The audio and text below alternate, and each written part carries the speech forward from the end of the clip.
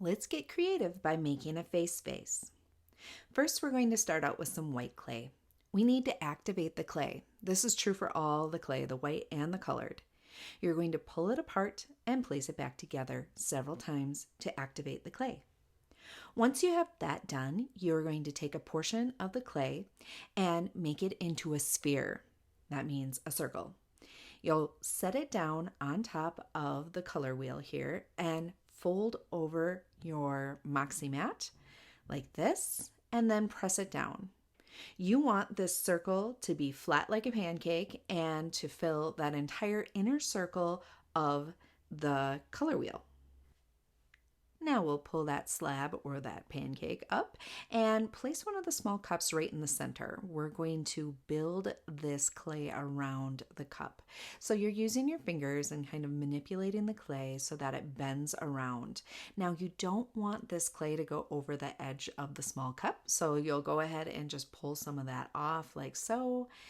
If you run into a situation where you start getting air bubbles in between the clay and the glass, you can use your clay tools to just poke a little hole in the bottom of the clay, and that will allow you to release the air bubbles and you will run into no problems beyond that.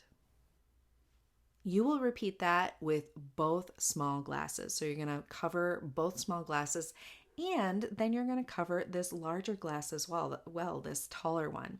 We'll make a cylinder and you're going to start pressing this around that glass. Now, what might happen is if you press too hard, you might break the glass. It just makes it a little bit more difficult. You can still use it, but try not to break it. So we're going to make sure that there's a pretty even coat around the entire glass. So I'm kind of spreading that out. And then you can have some on the top and the bottom of your glass. So you can see me pulling away some of it where it was a little thicker. And once we have the tall cup and the two small cups covered with white clay, we're going to connect them all together. So take that tall cup and place it right in the center of one of the small cups. And then you're going to smooth out anything that you need to smooth out.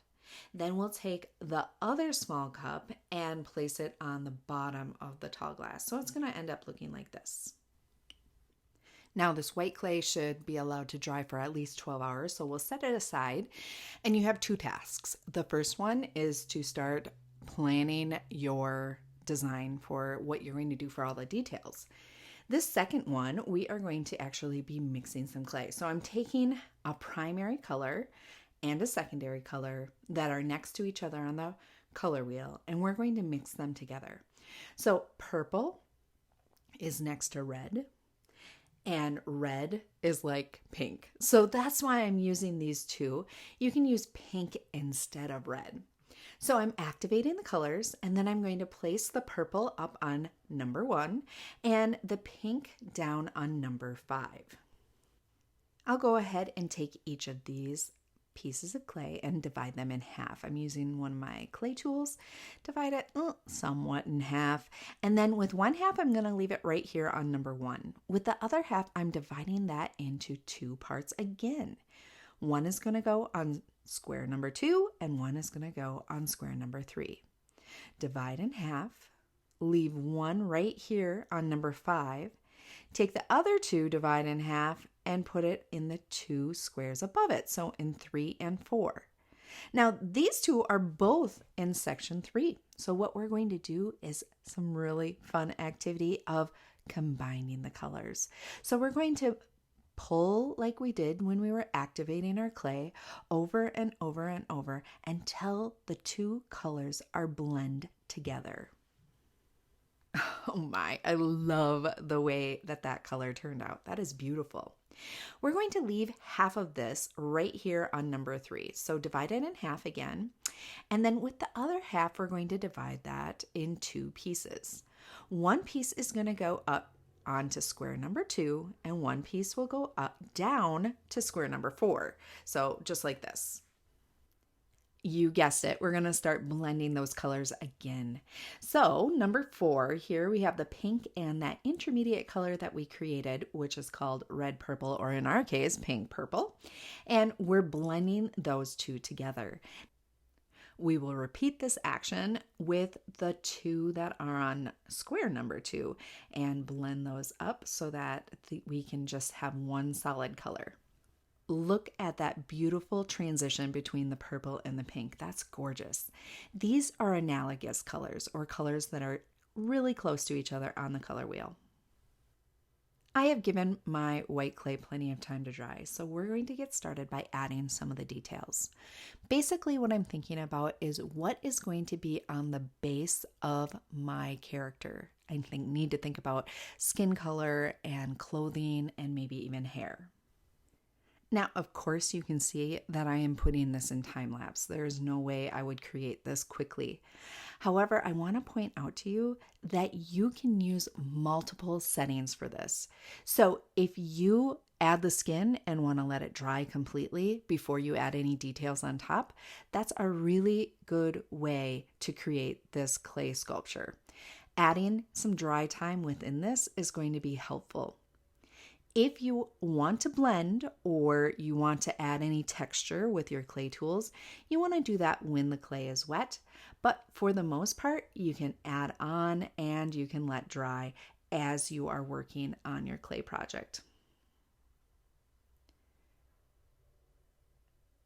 As I'm creating, I am continuously thinking about different things that I could add or change or make better. Sometimes my idea that I drew actually develops over time. Some of my objects that I create, I do off the actual sculpture. So I do it on my clay mat and then bring it over to my clay sculpture when I feel it's the way that I want it. Okay, let's slow it down again. Here I have the hair, the clothes, the body. I even thought about the hair on the back, but we're going to go a step further. Keep in mind that we have planted grass. The grass is going to go right inside the top. You want to make sure that there's no hair or other details that you've created that get in the way of that cup fitting in there. So that's what I'm showing you right here. We want to make sure a cup can fit inside. When it is dry, you can actually put your grass in there. But I'm going to go one step further and use these toothpicks. So these toothpicks can be super helpful to create maybe a hat or a bow or something that you want to place on the top of your sculpture.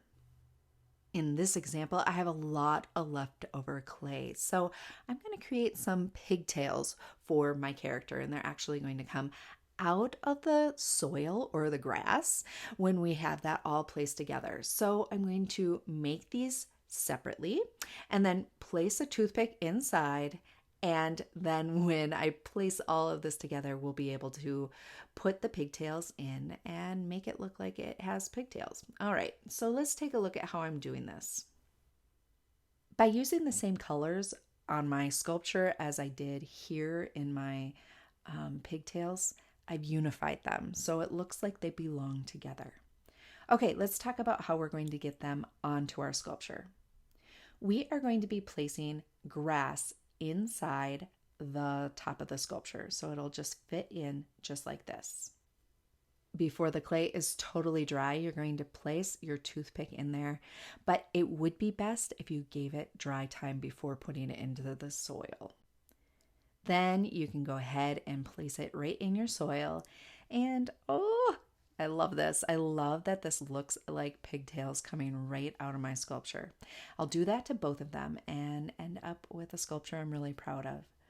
I know that you're going to come up with your own ideas and make yours unique from everybody else's, but I hope that this example gave you some ideas of what you can do to create your project.